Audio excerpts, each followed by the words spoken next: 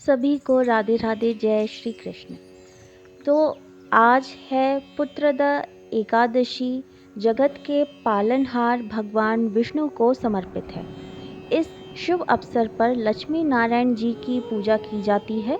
साथ ही संतान या पुत्र प्राप्ति के लिए एकादशी का व्रत रखा जाता है और इस व्रत को करने से दंपति को पुत्र रत्न की प्राप्ति होती है। तो आइए देखते हैं एकादशी का व्रत कब रखा जाएगा।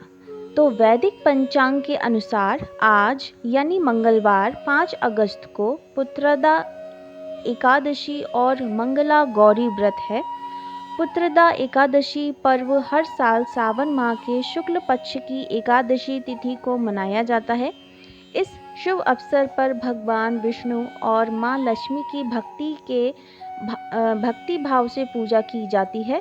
साथ ही उनके निमित्त एकादशी का व्रत रखा जाता है। इस व्रत के पुण्य प्रताप से साधक की हर मनोकामना पूरी होती है। इसके साथ ही निसंतान दंपति को संतान सुख का वरदान मिलता है। सनातन शास्त्रों में पुत्रदा एकादशी की महिमा का वर्णन विस्तार पूर्वक किया गया है। अतः साधक सावन माह के शुक्ल पक्ष की एकादशी तिथि पर विधिवत लक्ष्मी नारायण जी की पूजा करते हैं।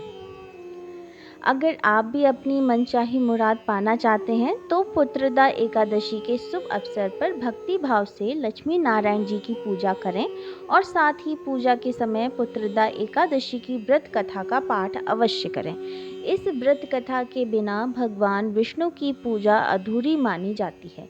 तो आइए सुनते हैं पुत्रदा एकादशी व्रत कथा क्या है। तो सनातन शास्त्रों में निहित है कि द्वापर युग के दौरान एक नगर में महीजित नामक महान प्रतापी राजा था। प्रतापी राजा महीजित की चर्चा तीनों लोक में थी।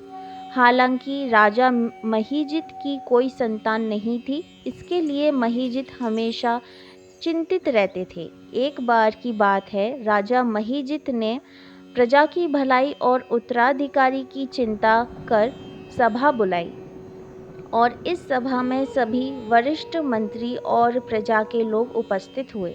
उस समय राजा महीजित ने अपनी व्यथा उनको सुनाई।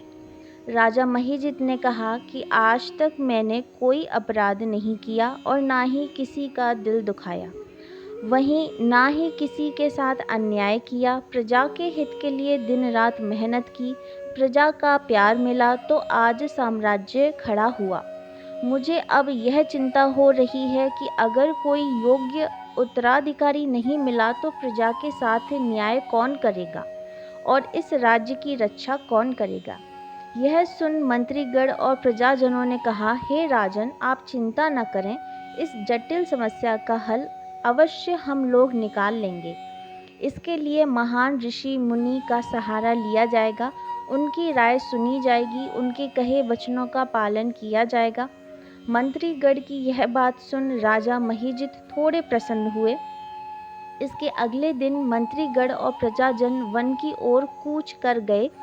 वहां उनकी भेंट महान ऋषि लोमेश से हुई। ऋषि लोमेश बड़ी मंडली को देख समझ गए कि निकटतम राज्य में कोई बड़ी विपदा आन पड़ी है, तभी सभी लोग वन की ओर कूच कर गए हैं। उस समय ऋषि लोमेश ने मंत्रीगण से आने का औचित्य पूछा। मंत्रीगण ने राजा महीजित के निसंतान होने की सूचना दी।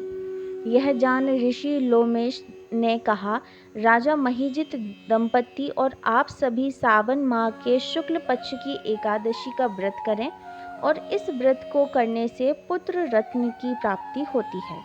इस शुभ तिथि पर भगवान हरि की पूजा एवं भक्ति करें। साथ ही रात के समय जागरण कर भगवान विष्णु का कीर्तन और भजन करें।